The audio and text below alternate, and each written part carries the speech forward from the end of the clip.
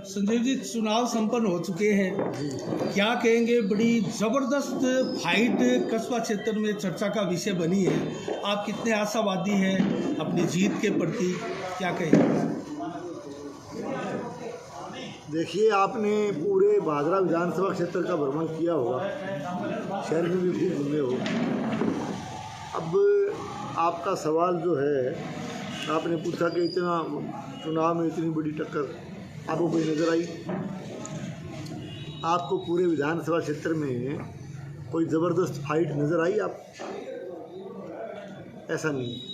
देखिए, पूरे भादरा विधानसभा क्षेत्र के चुनावी दौरे के बाद भी और जब पोलिंग चल रहा था, चुनाव चल रहा था, तो पूरे विधानसभा क्षेत्र में बड़े उत्साह के साथ और बड़ी मजबूती के साथ लोगों ने भारतीय जनता पार्टी को वोट डाला। तो अब आप प्रतिस्पर्धा की बात करते हो, कहीं नज़र नहीं आती। निश्चित रूप से भारतीय जनता पार्टी रिकॉर्ड वोटों से जीतने जा रही है इस चुनाव को, और मेरे ख्याल से बीकानेर संभाग की सबसे बड़ी जीत विधानसभा क्षेत्र भादरा में भारतीय जनता पार्टी को मिलनी है। संजीव जी, हमने देखा जब चुनावी कैंपेन चल रही थी तो आप जिस उम्र के पड़ाव पर है, 10-10 गांव, 12-12 गांव एक दिन में आप निकाल रहे थे और सभी गांव में संबोधन भी हो रहा था। बलवान पुनिया आपसे उम्र में काफ़ी छोटे हैं, युवा हम उनको मान सकते हैं, वो भी कमोबस इतने ही गांव निकाल रहे थे। कितना आप चुनौतीपूर्ण इसको मानते हैं और ये ऊर्जा, एनर्जी कहाँ से आई? देखिए, ये ऊर्जा जनता देती है। जो हम लोग जिस तरह से चुनावी कैंपेन को, जिस तरह से चुनावी प्रचार को पूरे दिन और रात तक भी चलाते हैं, आपने देखा है। तो ये जो ऊर्जा है, निश्चित रूप से जनता का भारी जन समर्थन, जनता का भारी आशीर्वाद जितना मिलता गया, उतनी ऊर्जा एक तरह से पैदा होती है। ऊर्जा जनता देती है। आज बलवान पुनिया ने अपनी एक फेसबुक पर पोस्ट डाली है, 10,000 से जीत रहे हैं हम, और संभवतः आपके कार्यालय से भी 31,000 प्लस से जीत मानकर चला जा रहा है। इस पर क्या कहेंगे? ये तो अब कामरेड साहब की आप बात कर रहे हो, तो उनका तो हमेशा आप देखते हो किस तरह से वो बोलते हैं, किस तरह का वो, अब वो एक तरह से सपने देख रहे हैं। सपनों का महल है, मुंगेरी लाल के हसीन सपने, सुना आपने? ये चीज़ है। अब देखिए, लगभग आप भी पत्रकार हो, आप पूरे क्षेत्र में घूमते हो, आप पोलिंग बूथों पे भी गए हो। मैं ये नहीं कहता कि आप कोई किसी की जीत या हार को डिक्लेयर करो या किसी की हार और जीत पर टिप्पणी करो, ये आपका काम भी नहीं है। लेकिन आपने पूरे विधानसभा क्षेत्र में चुनाव जिस दिन हो रहा था, पोलिंग बूथ पे भी आप गए हो, देखा आपने किस तरह का उत्साह लोगों में था और किस तरह से लोग भारतीय जनता पार्टी के समर्थन में, लोगों का मूड आपने देखा होगा। खूब लोगों ने वोट डाले, तो निश्चित रूप से भारतीय जनता पार्टी रिकॉर्ड वोटों से जीत रही है। चौहान जी, 56 पंचायतों के 117 गांव में आप कितनी पंचायतों में लीड और कितनी पंचायतों में टक्कर मानते हैं? आप मुझे पहले तो ये बताइए कि आप कौन सी पंचायत ऐसी मान रहे हो जहां हम लूज कर रहे हैं? कौन सी पंचायत आप ऐसी मान रहे हो जहां हम पिछड़ रहे हैं? सवाल ये ज़्यादा अच्छा रहेगा, क्योंकि आप संख्या कोई एक आध बता पाओगे तो हम उसका जवाब दे देंगे। 56 में तो क्लियर कट आप देख रहे हो, क्योंकि कि हर देखिए, मैं ये कह रहा हूँ, इस बार आपको ये एक नया रिकॉर्ड देखने को मिलेगा कि 56 की 56 ग्राम पंचायतों में भारतीय जनता पार्टी, क्योंकि विरोधी खेमा ये कह रहा है कि भाजपा कार्यालय से जो अनुमान लगाया जा रहा है वो उनका फिसड्डी साबित होगा। हम 56 पंचायतों में से 40 पंचायतों में लीड कर रहे हैं। अच्छा, हमारे कार्यालय का तो फिसड्डी होगा? वो भगवान है क्या? या वो सुनिए मेरी बात, ज़्यादा पढ़े लिखे हैं क्या हमारे से? ज़्यादा इंटेलिजेंट है क्या वो? देखिए, ऐसा है, ये कल का छोकरा, मैंने 30 साल मेरी राजनीतिक मेरा जीवन है, और ये हमें चैलेंज करेगा, हमारे दिमाग को चैलेंज करेगा ये। और हम लोग वो लोग हैं जो 1952 से चुनाव लड़ रहे हैं। ये कल का छोकरा हमारे दिमाग को चैलेंज करेगा, ये इसकी गलतफहमी है। और गलतफहमी तो हमारे से तो निकलती नहीं, ऐसे लोगों की गलतफहमी जनता निकालती है और वो 3 तारीख को निकाल देगी। निकाल तो चुकी है जनता ने भी एक तरह से जीत तय कर दी है आपकी। तो आप अनुमान तय कितनी बड़ी जीत मानते हैं? मैं, देखिए, मैं संख्या पर नहीं जाना चाहता। मैंने आपको कह दिया कि एक तरह से बीकानेर संभाग की सबसे बड़ी जीत भारतीय जनता पार्टी की भादरा में होने जा रही है। मैं संख्या पे नहीं जाना। संजीव जी, जिस प्रकार से कैंपेन चली, आप कौन सा वो मुद्दा प्रमुख मानते हैं जो फैक्टर बनकर बलवान पूनिया के ऊपर हावी हुआ? वैसे तो अनेक मुद्दे और फैक्टर बनकर यहाँ विधानसभा में हमने देखे, और हमने भी एक टॉप 10 मुद्दों की एक सूची बनाई मुद्दों है। की सूची बनाने की आवश्यकता नहीं है। लोगों ने भादरा में पहली बार जो स्थिति भादरा में बनी है, पहली बार यहाँ रंजिश की राजनीति, गुंडागर्दी की राजनीति और एक तरह से रड़क निकालने की विचारधारा जिनसे नहीं मिलती हो उनसे दुश्मनी निकालने की राजनीति, लोगों को तंग और परेशान करने की राजनीति पहली बार भादरा में हुई है। और लोगों ने, मुद्दों को छोड़िए, मुद्दे बहुत होते हैं, मैं मुद्दों पर नहीं जाना चाहता, मुद्दे गिनाने लगेंगे तो काफ़ी समय लग जाएगा। आप एक चीज़ देखिए कि लोगों ने इस बार भादरा को लाल आतंक से मुक्त करने का मन बना लिया था, और एक तरह से लाल आतंक का खात्मा करने के लिए खूब मतदान भारतीय जनता पार्टी इसमें लोगों ने संजीव जी,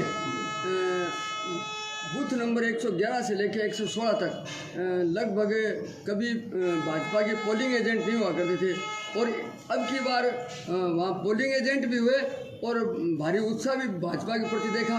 तो मुस्लिम समुदाय जिस वार्ड में आते हैं, तो इसके बारे में क्या अब की बार ऐसा क्या जादू चला? देखिए, आप जिन बूथों की बात कर रहे हैं वहाँ बड़ा भारी उत्साह लोगों में था, खूब अच्छा मतदान लोगों ने किया, खूब बढ़ चढ़ के भाग लिया और खूब भारतीय जनता पार्टी को वोट डाले हैं।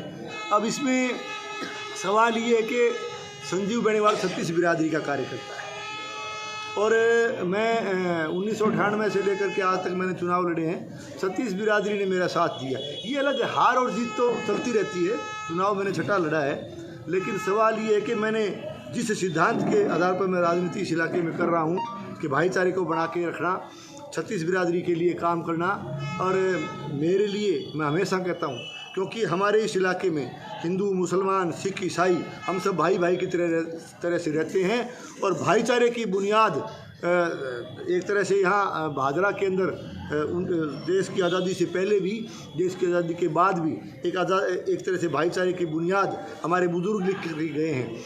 और ये आज निश्चित तौर से जिस बूथों की आप बात करें, खूब लोगों ने, खूब उनका आशीर्वाद मुझे मिला है, सबका आशीर्वाद मिला है, 36 बिरादरी का आशीर्वाद मिला है, और सबने बड़े प्रेम और प्यार से मुझे वोट दिया। बागड़ बेल्ट में आप बहुत मजबूत बन के उभरे हैं, और इसके पीछे आप कौन सा फैक्टर मानते हो, कौन सा फैक्टर? देखिए, मैं कहना चाहता हूँ, आप मुझे कमज़ोर कहाँ मान रहे हैं? पहले तो ये आप जवाब दीजिए, कहाँ कमज़ोर लगता हूँ आप? नहीं, गांधी प्रकरण जो हुआ था, और जो विधायक ये कहता था कि मैं दूध का दूध और पानी का पानी है, और उसके बाद में, उस प्रकरण के तुरंत बाद में मुस्लिम समुदाय ने आपका एक स्वागत भी कार्यक्रम किया था अल्प संख्यक मोर्चा की ओर से। उसके बाद में कुछ मुस्लिम समुदाय का झुकाव, क्या दूध का दूध पानी का पानी करेगा? उसको तो अभी तक तो जितनी उसकी उम्र हुई है, मेरे को लगता है उम्र के इस पड़ाव में भी दूध का टेस्ट क्या होता है, पानी का क्या होता है, वही नहीं पता उसको खुद को यही नहीं पता दूध क्या होता है, पानी क्या होता है। क्या दूध का दूध, पानी का पानी क्या करेगा वो? किया भी नहीं, क्या करेगा बताइए? तो उसका भी कोई मुस्लिम समुदाय में साहब, उसने कुछ नहीं किया। एक तरह से चंदाराम जी ने किया क्या है, क्या किया बताइए? चंदा तब भी मांग रहा है वो कि धंधा है उनका, जीतूंगा, जीतने के बाद माला पहनी जाएगी, माला के बाद में लोगों को पैसा दूंगा। तो वो तो मेरी बात सुनिए, आपने हमेशा कटोरा उनके हाथ में देखा होगा ना, देखा है ना? बिल्कुल। तो ये तो इनका काम है, इन लोगों ने लोगों को गुमराह करने का काम किया है, लोगों को भ्रमित करने का काम किया है, और हमेशा लोगों को लड़ाने का काम किया है। और एक तरह से केवल और केवल इनका एक ध्येय बन चुका है, इनका धंधा बन चुका है कि लोगों को लड़ाया जाए। और इस इलाके में इनके एक तरह से अशोक गहलोत साहब का आशीर्वाद मिलने के बाद खूब इन्होंने जम के यहाँ इस इलाके के अंदर जो है ना भाईचारे को तोड़ने का काम किया, खूब लोगों को लड़ाया है, खूब थाने तहसील की राजनीति की है, और खूब यहाँ तस्कर पाले हैं, खूब तस्करों को संरक्षण दिया है, खूब गुंडागर्दी करने वालों को संरक्षण दिया है। इनका तो छोड़िए, ये तो क्या है कि ये तो इनका इनका धंधा है ये। सर, आप जब प्रतिपक्ष में थे तो सिंचाई, पानी और बीमे के मामले में आपने धरना प्रदर्शन खूब किया और आप अब विधायक बनते हो, तो क्या उन 3 मुद्दों को मैं आपको बताता हूँ। देखो मैं आपको बताता हूँ, सिंचाई पानी का जहाँ तक सवाल है, ये तो पूरे इनके शासनकाल में सिंचाई पानी का सवाल है कि तो ये आपके अमर सिंह सिंचाई सिस्टम और हमारे यहाँ सिद्धमुख सिंचाई सिस्टम और नौर फीडर के भी कुछ गाँव हमारे हैं, तो ये सिंचाई प्रणाली हमारे यहाँ लगती है। तो ये बात तो साफ हो चुकी है ना, किसी किसान से आप जाकर किसी क्षेत्र में पूछ लीजिए, किसी गांव में पूछ लीजिए कि लगातार यहाँ न केवल सिंचाई पानी के लिए मतलब यहाँ का किसान त्राई करता रहा, बल्कि पीने के पानी के भी लाले पड़ गए। सिंचाई के सर्दी के मौसम में भी लोगों को खारा पानी पीने के लिए मजबूर होना पड़ा है और इनका कोई कंट्रोल नहीं है। इनको असल में इनको कोई मैं ये भी कहता हूँ, इनको यही नॉलेज नहीं है रेगुलेशन कैसे बनता है, इनको यही पता नहीं है पानी मिलता कैसे है। हरियाणा से पानी लेने का प्रयास नहीं कर पाई सकारात्मक रूप से, तो ये पानी की स्थिति रही। और फसल बीमा के नाम पर इन्होंने लोगों को गुमराह करके वोट लिया, केवल वोट की राजनीति की और फसल बीमा की हालत ये कर दी कि 2018 से पहले, ये आंकड़े बोलते हैं, ये मैं मेरी तरफ से नहीं कह रहा, 2018 से पहले जब हम लोग हमारी भारतीय जनता पार्टी की सरकार थी तो प्रधानमंत्री फसल बीमा योजना, और चूँकि ये योजना हमारे देश के यशस्वी प्रधानमंत्री आदरणीय नरेंद्र मोदी जी ने किसान के हित में ये बहुत बड़ी योजना इस देश के किसान को बना करके दी है, उसका बड़ा फ़ायदा पूरे भारतवर्ष के किसान को मिलता है। लेकिन 2018 से पहले की बात मैं इसलिए करता हूँ क्योंकि 2018 से पहले हम लोग सरकार में थे, भारतीय जनता पार्टी की सरकार थी, तो उस टाइम एक फसल खराबे के नाम पर बड़ा बीमा क्लेम भादरा विधानसभा क्षेत्र के किसान को मिलता आया है और खूब क्लेम मिला है लोगों को, बल्कि यहाँ तक है कई गांव में तो 15-15 लाख का बीमा क्लेम आया। और जब से इन लोगों को कांग्रेस की सरकार आई और इन लोगों ने कांग्रेस की सरकार से जब से हाथ मिलाया, उसके बाद देखिए बीमे को, मैं जिस बीमे की बात कर रहा हूँ, जिस बीमा क्लेम को 13-15 लाख तक मिलता था, उसको इन्होंने 1300 पर ला करके छोड़ दिया, बल्कि 500-600 रुपये पर भी ला करके छोड़ दिया। ये चीज़ें देखिए किसान को, अब किसान के भी समझ में आ गई। ऐसा क्यों हुआ? ऐसा इसलिए हुआ कि यहाँ के चुने हुए लाल झंडे वाले जनप्रतिनिधि ने, यहाँ के कृषि के अधिकारियों ने और राजस्थान सरकार में बैठे हुए भी बड़े बड़े लोगों ने, इन लोगों ने बीमा कंपनी के साथ मिलीभगत कर ली, बीमा कंपनी के साथ साठगांठ कर ली और जो क्लेम क्रॉप कटिंग के आधार पर मिलना चाहिए था उसको सैटेलाइट के आधार पर जारी करवाया गया, केवल इसलिए क्योंकि इन्होंने इनकी मिलीभगत हो गई बीमा कंपनी के साथ, बीमा कंपनी की तिजोरी भरने के लिए, अपने घर भरने के लिए।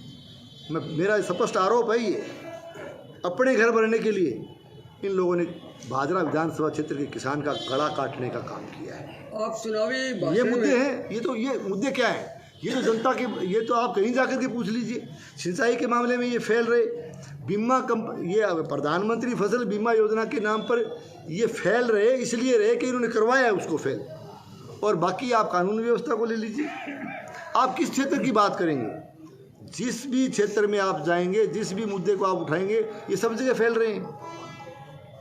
आप चुनावी मुद्दा था आपका कि भादरा कस्बे में सीवरेज का है, अन्य कई समस्या थी, तो आप विधायक बनने के बाद में कस्बे में सबसे प्रथम प्राथमिकता क्या होगी आप? देखिए, भादरा कस्बे की हालत तो इन्होंने ख़राब खूब की है, सीवरेज को इन्होंने ध्वस्त करके रख दिया और इस सीवरेज सिस्टम के अंदर बहुत बड़ा भ्रष्टाचार और घोटाला हुआ है। आज पूरे भादरा शहर के लोग कितनी बड़ी परेशानी झेल रहे हैं इस सिस्टम को लेकर के, आपने देखा, आप भी शहर के वासी हो। और अकेला सीवरेज से सड़कें टूटना, बिल्डिंगें डैमेज होना, दुकानें डैमेज होना, एक तरह से पूरा गंदगी पूरे शहर में फैलना, ये चीज़ें, इसके साथ साथ तो आपने ये भी देखा होगा ना कि कई वार्डों में तो लोगों को पेयजल के नाम पर वाटर सप्लाई का जो आता है सिस्टम, उसमें गंदा पानी मिक्स, गंदा पानी मिक्स, सीवरेज का गंदा पानी और वो मिला हुआ पानी वो पीने के लिए मजबूर होना पड़ा, और सर्दी के मौसम में भी खारा पानी पीने के लिए भी मजबूर होना पड़ा। और शहर के अंदर तो वैसे भी नगर पालिका का भी भट्ठा इन लोगों ने बैठाया है ना, नगर पालिका में न तो चेयरपर्सन कभी मिला सीट पे, न कभी अधिशासी अधिकारी मिला, और वहाँ दलाल बैठा दिए इन लोगों ने। आपकी क्या प्राथमिकता होगी? देखिए, प्राथमिकता का जहाँ तक सवाल है, हम लोग एक अच्छा सुशासन देने का प्रयास करेंगे और भादरा ने कस्बे की आप बात कर रहे हो, चाहे भादरा कस्बा हो, चाहे भादरा ग्रामीण का हमारा इलाका हो, सबसे पहले तो जो इन्होंने गड़बड़ की है, जहाँ जहाँ जैसे देख लीजिए आप, इस सीवरेज के अंदर भी भ्रष्टाचार हुआ है, खूब करप्शन हुआ है इसमें, आपके नगर पालिका के कार्यालय में भी। और देखिए ये आप सड़कों के मामले में आपने देखा होगा कि किस तरह से घटिया सामग्री लगा करके सड़कें एक हफ्ते के अंदर सड़क बन रही, नई सड़कें बना रहे हैं, काली नागिन का नाम दे रहे हैं, और 7वें दिन वो सड़कें उखड़ रही। तो ये क्या है? ये इसके अंदर भी बड़ा भारी भ्रष्टाचार और घोटाला हुआ है, क्योंकि इन लोगों ने सड़कें हमने भी बनाई थी पिछले शासनकाल के दौरान, हमने कभी क्वालिटी के साथ समझौता नहीं करने दिया किसी को। आज भी वो सड़कें देख लीजिए आप। तो मेरा कहने का मतलब ये है कि जहाँ जहाँ इन लोगों ने गड़बड़ की है, करवाई है, इनके चेले चपाटों ने की है, हर चीज़ की बारीकी से जांच होगी। संजीव जी, जिस प्रकार से 22 तारीख को सभा हुई, दोनों ही सुपर हिट सभाएं थी, और पहले चलन था ज्ञान सिंह जी हो या लालचंद जी हो या फिर आप, वो आरोप लगते थे कि हरियाणा से बहुत ज़्यादा लोग आते हैं रैलियों में, और इस बार तो बलवान पुनिया ने 4 कदम आगे मीडिया का मैनेजमेंट भी भादरा में हरियाणा से किया था। इन प्रकरण पर क्या कहेंगे आप? एक सवाल और उठता है, क्या हरियाणा के लोग वोट डालने आए थे? पोलिंग बूथ पे आए, मतदान किया? मतदान किसने किया? क्षेत्र के लोगों ने। क्षेत्र के लोगों ने 2,75,000 कितने वोट? 2,75,000 नहीं, 2 डले कितने हैं? 226 डले हरियाणा वाले आए डालने, और दूसरे दिल्ली तक के आ रहे थे, और साउथ तक के लोग आ रहे थे। मैनेजमेंट कर रखा था, वोट डालने तो नहीं आए ना, वोट भादरा वालों ने डाले। और ये चीज़ देखिए, भादरा इतना जागरूक विधानसभा क्षेत्र है, आप तो पत्रकार हो, आप तो डेमोक्रेसी का चौथा स्तंभ हो, लेकिन भादरा का मतदाता इतना जागरूक है कि वो, आप तो हरियाणा की बात करते हो, भादरा का मतदाता, भादरा का नागरिक जब रैली होती है ना, तो अगर राजगढ़ तारानगर का बंदा भी आ जाए ना, उसको भी पहचान लेते हैं, क्योंकि वो पगड़ी किस तरह की बांध के आया है, धोती किस तरह की पहन रखी है, वेशभूषा क्या है, भाषा क्या बोल रहा है, उसका हेयर स्टाइल कैसा है, उसकी बॉडी लैंग्वेज कैसी है, ये सारी बातें देख। यहाँ तो भाई पार्क ही बैठे हैं ना। अब आपने भीड़ की, आपने हमारी रैली देखी, हमारी रैली के अंदर देखा आपने, हमारी रैली के अंदर टोटल लोग सारे भादरा विधानसभा क्षेत्र के थे। संजीव जी, और हमारी रैली में तो मात्र कोई ड्राइवर भी नहीं आए होंगे बाहर के। गाड़ी चलाने वाले ड्राइवर भी अगर आते हैं ना रैली में, सैकड़ों गाड़ी आती है तो 500-700 तो अगर ड्राइवर हरियाणा के तो उनकी संख्या। लेकिन हमारे यहाँ तो ड्राइवर भी लोकल थे। हमारी रैली आपने देखी कितनी सुव्यवस्थित रैली थी। और ये हरियाणा से, बाहर से, तारानगर, नोर, आपने देखा होगा मंगेश चौधरी के पोस्टर लगे हुए, कितनी गाड़ियाँ देखी आपने? बहुत गाड़ी देखिए आपने। राजगढ़ से, सरदार शहर से, इवन आपके जो है सीकर तक के लोग, और हरियाणा पूरा का पूरा बॉर्डर एरिया लाके भर दिया। तो ये चीज़ क्या है, आप रैली का आकलन करोगे तो कंपेरेटिवली रैली जो रही, हमारी रैली प्योर भादरा की रैली थी, भादरा की जनता की रैली थी, और इन्होंने रैली की है वो सारी बाहर से लाके की है।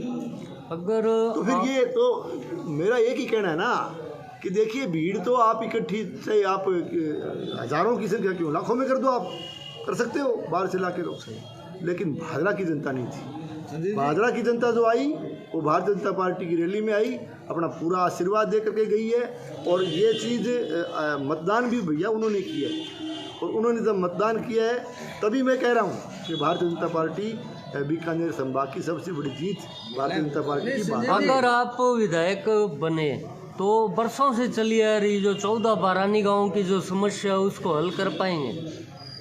देखिए, मैं 2 बार मुझे पहले भी भादरा विधानसभा क्षेत्र के लोगों ने चुन के भेजा, और मैंने हर बार, मैं जब 1998 में जब MLA बना तो उस समय आपको याद होगा, जन साहब आप बहुत पुराने पत्रकार हैं, सिद्धमुख वितरिका, सिद्धमुख सिंचाई परियोजना की 2 डिस्ट्रीब्यूटरी, सिद्धमुख वितरिका और रतनपुरा वितरिका, ये बहुत पुरानी लंबी थी। मेरे बनने से पहले 2-3 प्लान आ गए थे, 2-3 कार्यकाल निकल गए थे कि लगातार लोग धरने, गाड़ियाँ बसें भर के जयपुर जाना, लंबा आंदोलन चला। मैंने वादा किया था 98 में, पर मैंने उसको पूरा किया। सिद्धमुख वितरिका और रतनपुरा वितरिका को न केवल हमने मंजूरी दिलाई, उसको बना के उसको कंप्लीट करके हमने काम 12 महीने के अंदर 1.5 साल के अंदर हमने पूरा करवा दिया। मेरा कहने का मतलब ये है कि हम लोग, हमारी कथनी और करनी में अंतर नहीं है। हम जब भी हम आए हैं, एक 2 4 जितने करा पाए हैं, हमने उन मुद्दों को हल करवाए हैं। पिछले कार्यकाल में हम आए, कॉलेज, राजकीय महाविद्यालय, कितनी पुरानी मांग थी, आप समझ सकते हो इस बात को, उसको हमने पूरा किया। 98 वाले टर्म की बात मैं दोबारा दोहराना चाहूँगा। SDM हेडक्वार्टर यहाँ आपको SDM कार्यालय के लिए इंदौर जाना पड़ता था, 45 किलोमीटर, हमने यहाँ खुलवाया, बना कि नहीं बना।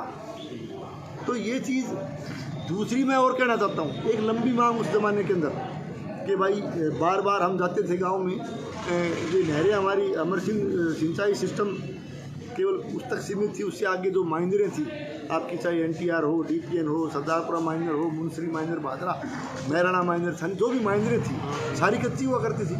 न केवल सिल्ट निकालनी पड़ती थी, न केवल सफाई करनी पड़ती थी, बल्कि नहरें टूट जाती थी, कई बार डैमेज, मतलब साल में 2-3 बार टूट जाती थी नहरें, पानी नहीं मिलता था किसान को।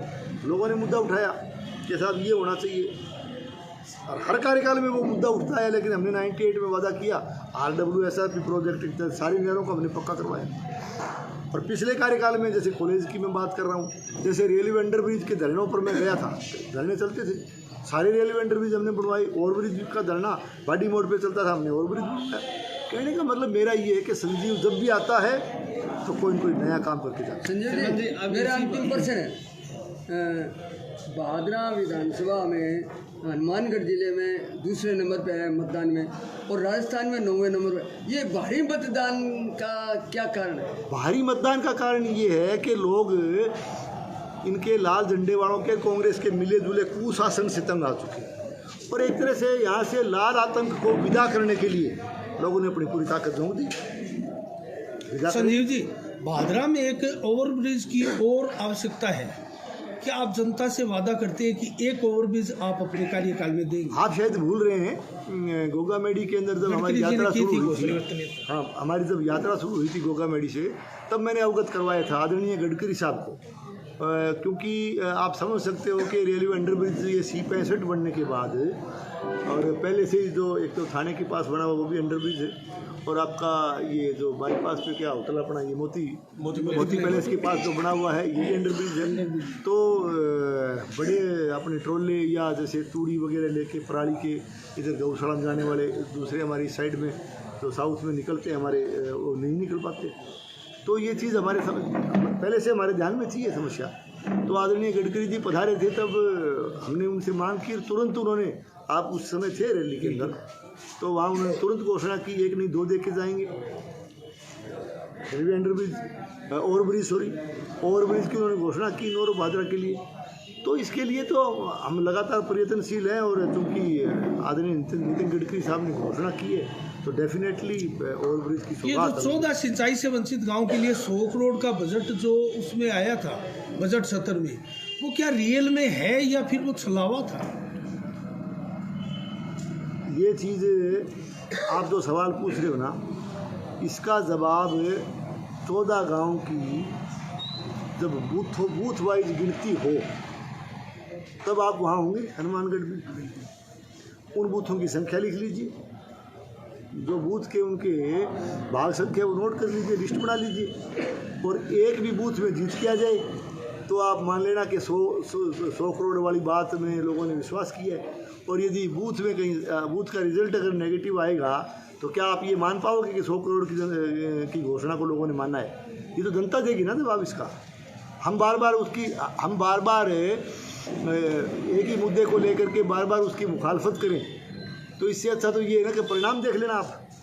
पर ये तो साफ बात है भाई, आप कोई भी निर्माण कार्य होता है, मैं ये नहीं कहता 100 करोड़ की अगर घोषणा तीसरे बजट में हुई है ये विधानसभा के अंदर, हमारे माननीय मुख्यमंत्री जी चूँकि वो वित्त मंत्री भी थे, उन्होंने घोषणा की है, सरकार की घोषणा है ना, तो 100 करोड़ की अच्छी बात है। हमने भी उस समय वेलकम किया था कि अच्छी बात है आप सिंचाई की सुविधा दे रहे हो, लेकिन हमने भी स्वागत किया उस बात का।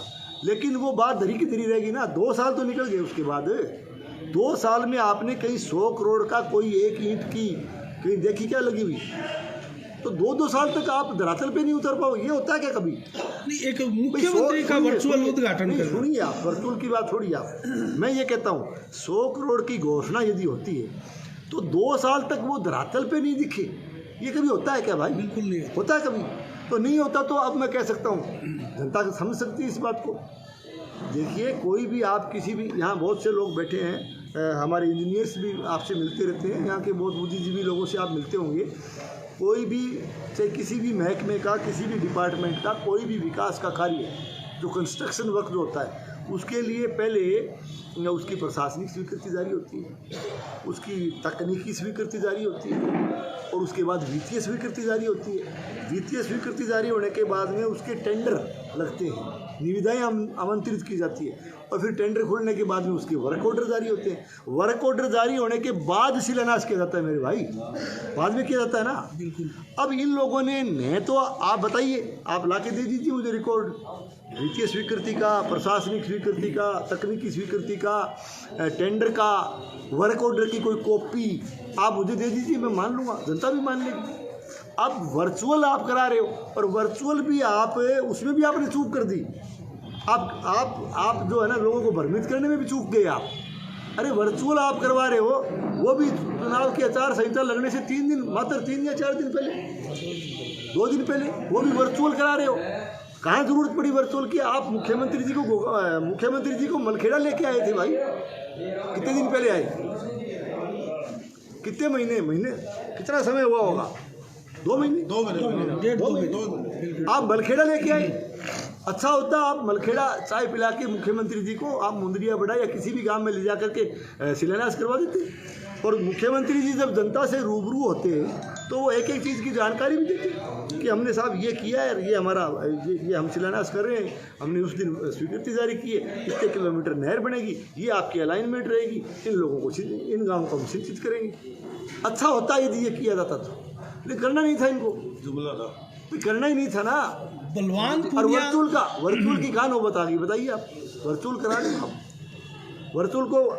अलबत्ता तो मेरे ख्याल से यहाँ कितने लोग बैठे हैं वर्चुअल को नहीं समझ पाते हैं क्या होता है, कोई समझ पाता है? इनको पूछिए आप, ये बता पाएंगे क्या वर्चुअल क्या होता है? ये इनसे पूछिए आप, इनसे बैठे उनसे पूछिए, किसान समझ सकता है क्या वर्चुअल क्या होता है? तो आप संदेश देने का प्रयास कर रहे हो, वो संदेश जनता तक यूँ नहीं जाता मेरे भाई। आप काम कीजिए, आप काम करोगे तो पहुंचा पाओगे। तो मेरा कहने का मतलब ये है, मेरा मानना ये था, हम भी खुश हुए, मुख्यमंत्री जी ने घोषणा की, हम भी खुश हुए, अच्छी बात है भाई 14 गांव में पानी मिलेगा, लेकिन अभी तक उस चीज़ को धरातल पर नहीं उतार पाना, ये कहीं न कहीं लोगों में संदेह पैदा करता है। संजीव जी, बलवान पूनिया दर्जनों बार अपने संबोधनों में एक बात कहते थे कि अब मैं 20 वर्ष विधायक बनूंगा, लगातार 1 योजना हो गई, 3 योजना और बाकी है, और मेरे से कोई तेज दौड़ने वाला होगा, आगे निकलने वाला होगा, विकास पुरुष होगा, वही मेरे से ये विधायक की कुर्सी छीन सकता है। तो या तो वो लड़खड़ा रहे हैं या आप तेज दौड़े हैं, क्या है दोनों में से? पीटी उषा है क्या वो?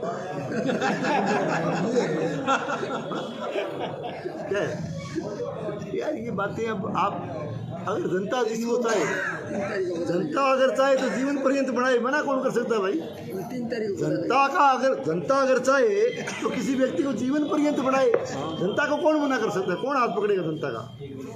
जनता का फैसला होता है, और जनता का फैसला अभी 3 तारीख को आ जाएगा, उसी में देख लेना आप। हमारे इन्हीं चुनावों में अंदर नहरी पानी और पेयजल पानी के अलावा किल्लाबंदी और चकबंदी की भी बातें विरोधी निर्दलीय प्रत्याशी बजरंग जी, राजेंद्र जी बड़ी मजबूती से करते हैं। उन्होंने ये कहा कि हमारे अलावा कोई नहीं करवा सकता, आप चुन करके आते हैं, तो क्या आप इसको प्रमुखता से करवा पाएंगे? देखिए, करवाया किसी ने नहीं, हमने इसे किल्लाबंदी, चकबंदी, किल्लाबंदी, मुर्गाबंदी का जिक्र और बाराबंदी का जिक्र 2013 में हम बने, उससे पहले भी चलता है। ये तो किसी ने किया क्या? लेकिन हमने किया, हमने चकबंदी, किल्लाबंदी, मुर्गाबंदी के काम को मेलिया गांव में हमने शिलान्यास किया, उस काम का शुभारंभ किया, और 85% के करीब हमने काम पूरा कर दिया था, ताकि बाराबंदी की पर्ची लोगों के हाथ में जाए। उसके बाद आचार संहिता लग गई। इन लोगों ने जब ये राज में आए कांग्रेस की सरकार आई थी, इन लोगों इनका अलायंस हो गया, इन लोगों ने जानबूझ करके, क्योंकि ये उस काम को पूरा नहीं करना चाहते थे, इनको जनता की परेशानियों की कोई परवाह इन्होंने नहीं की, उस पूरे बस्ते को इन्होंने ठंडे बस्ते में डाल दिया, महज इसलिए कि ये काम तो भाई बीजेपी का किया हुआ है, सरे बीजेपी को मिल गया, ये इस बात के लिए डाल दिया। और ये तो काम जो हम छोड़ के गए थे वो काम केवल 3 महीने में पूरा होने वाला था, अभी तो 5 साल निकल गए।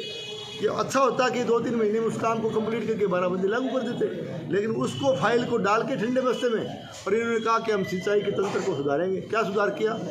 नूर में थाना खोला कि हम सिंचाई का थाना खोल करके और लोगों को जो है ना बिल्कुल इसमें दबाव बना करके हम इस सिंचाई के सिस्टम को सुधार देंगे।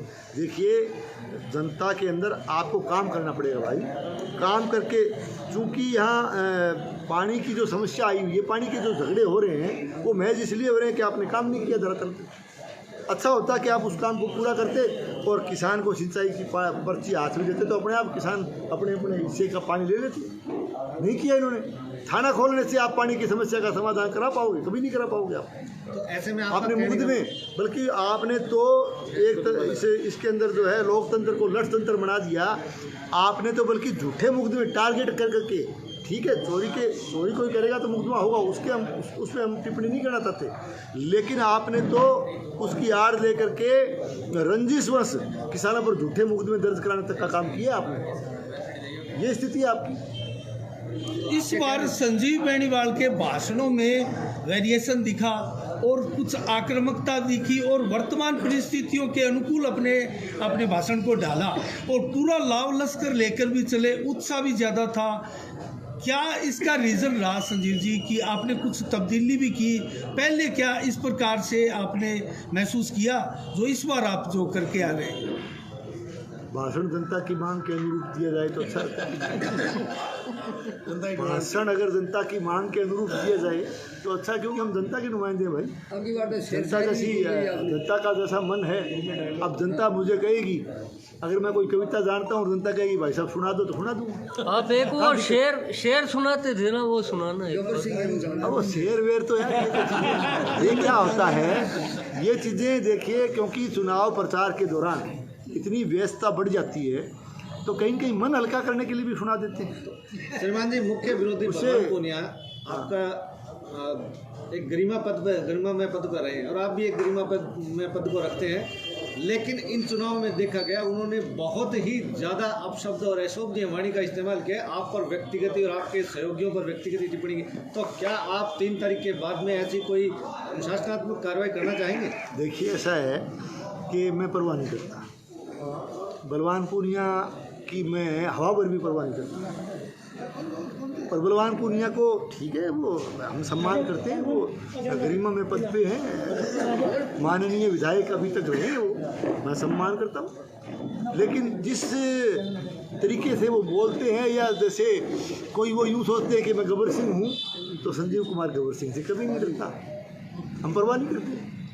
और अरे यार क्या बात करते हो, बलवान पूनिया, देखिए हम पॉलिटिकल पर्सन हैं, हम सार्वजनिक जीवन में हैं, इसलिए मैं कभी भी सार्वजनिक जीवन में एक गरिमा में पद पे लोगों ने मुझे भी पहुंचाया है, और इस पद पे रहते हुए या इस सार्वजनिक जीवन में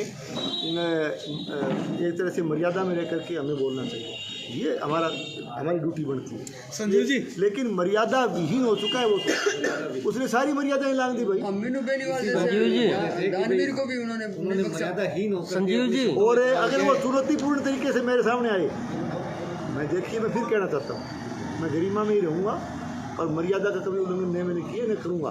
लेकिन उसको अगर कोई गलतफहमी है ना, तो वो चुनौती दे करके मुझे किसी भी क्षेत्र में आ जाए तो वो पूरा नहीं आ पाएगा। संजीव जी, संविधान ने औकात कहाँ है यार उसकी, इतनी कहाँ हिम्मत है उसकी, संविधान ने हमें को चैलेंज ही नहीं कर सकता, डोल ही नहीं उसका। संजीव जी, संविधान ने हमें एक बहुत बड़ा अधिकार दिया, अभिव्यक्ति की आज़ादी, तो उसके ऊपर आप किस तरह से विचार रखते हैं? उस पर विचार क्या करना है, आपने देखा नहीं क्या भाई, पत्रकार, आप पत्रकारिता से जुड़े हो, आप डेमोक्रेसी के चौथे स्तंभ हो, प्रजातंत्र के चौथे पहिए हो, आप पे भी मतलब एक पत्रकार बंधु पर भी उसमें जा कर के बजाज नगर थाने में मुकदमा दर्ज करवाना, तो ये चीज़ नहीं हुई क्या?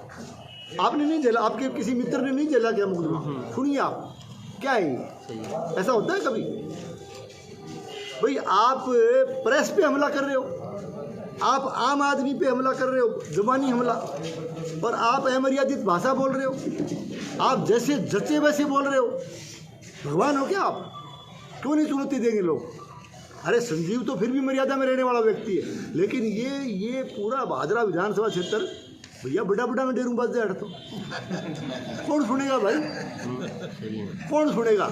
क्या उसके दिमाग में ये है क्या कि तेरे जैसा सिर्फ फिरा कोई और नहीं है भादरा में? अरे तेरे से बड़े बड़े बैठे हैं भाई। इसलिए मैं उसको सलाह देता हूँ कि अभी भी धैर्य रख, ठंडा करके खा। अभी भी कहता हूँ, अच्छा रहेगा, तेरे स्वास्थ्य के लिए भी अच्छा रहेगा, तेरे भविष्य के लिए भी अच्छा रहेगा, क्योंकि मेरा पड़ोसी है भाई, मैं तो उसका शुभचिंतक हूँ। मैं कोई उसका, देखिए, राजनीतिक विरोधी हो सकता हूँ, मैं राजनीतिक विरोधी हो सकता हूँ, लेकिन वो हमारे बिल्कुल पड़ोसी है मेरा, तो सामाजिक तौर पर मैं सलाह देता रहूँगा, अच्छी सलाह दूंगा अगर लेगा तो, और देनी भी चाहिए। तो ये चीज़ है, उसको अभी भी समझ लेना चाहिए। और मैं तो अभी भी कहता हूँ कि भगवान उसको सद्बुद्धि दे। अभी भी कहता हूँ। अभी हमारे दर्शक कह रहे हैं संजीव जी के चेहरे के ऊपर जीत के भाव जो है वो स्पष्ट दिखाई दे रहे हैं। कब आपको महसूस हुआ कि अपन जीत रहे हैं? संजीव के चेहरे पे तो मैंने 5 चुनाव लड़े, छठा लड़ रहा हूँ, हमेशा जीत के भाव रहते हैं।